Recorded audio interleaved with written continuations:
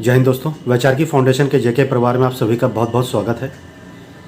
बहुत दिनों से टेट की परीक्षा को लेकर बहुत सारे सवाल जवाब किए जा रहे हैं। जो आपने अभी फ़ोटो देखी इसके बारे में बहुत सारी चर्चा की जा रही है और जितने भी दूसरे दल के नेता हैं वो कह रहे हैं ये अभ्यर्थी टेट की परीक्षा देने आए थे, इन्होंने इतने कष्टों से यहाँ समय काटा, उसके बाद परीक्षा को निरस्त कर दिया जाता है। परीक्षा का निरस्त होना एक बहुत ही अपने आप में कष्टदायी है।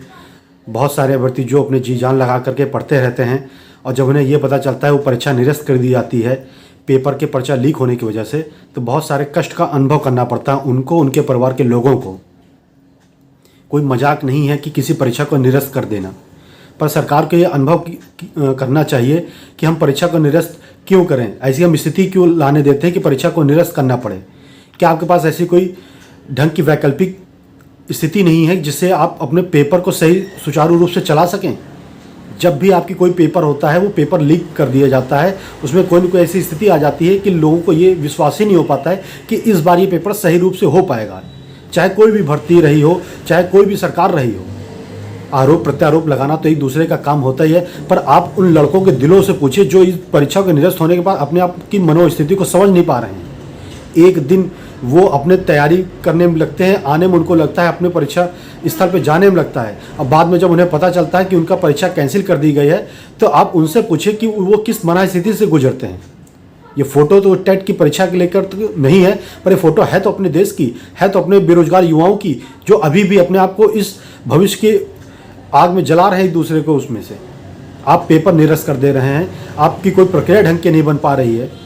क्या भारत सरकार या उत्तर प्रदेश सरकार ऐसी कोई विधि नहीं ला पा रही है जिससे इस तरीके की कोई भी कृत्य किया जाए तो उसको गैर जमानती अपराध में लाया जाए? अगर कोई भी शासन प्रशासन से ऐसी कोई गलती होती है उसको गैर जमानती अपराध में लाया जाए,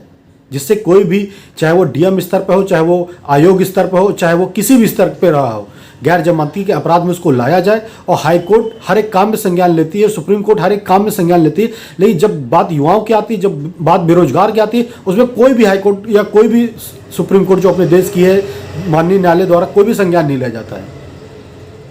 मैं कोर्ट से निवेदन करता हूं कि इस तरीके की चीज़ों में भी उनको संज्ञान लेना चाहिए। देश के युवाओं के ऊपर भी उनको, उनके भविष्य के ऊपर भी उनको संज्ञान लेना चाहिए। केवल ये पल्ला झाड़ लेना, ये काम आयोग का है, ये काम सरकार का, इससे काम नहीं चल पाएगा।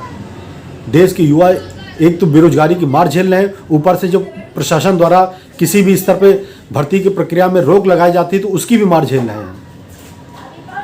मेरी युवाओं से यही मांग है कि अब वो इस तरीके की जो भी परीक्षा कैंसिल होती है उनसे, आयोग से ये मांग करें या सरकार से या हाईकोर्ट से मांग करें कि वो एक ऐसी विधि का इसमें समावेश करके एक विधि बनाए जिसमें ये गैर जमानती अपराध में आए और इस तरीके के कृत्य कोई भी करे, चाहे वो शासन स्तर से हो, चाहे प्रशासन स्तर से हो, या जो छपाई के स्तर से होती है वहाँ से, किसी भी स्तर से हो, गैर जमानती के अपराध में उसको लाया जाइए। धन्यवाद साथी, जय हिंद। और नीचे जो वो सब्सक्राइब का बटन है ना, उसको हिट करो, जल्दी से करो सब्सक्राइब।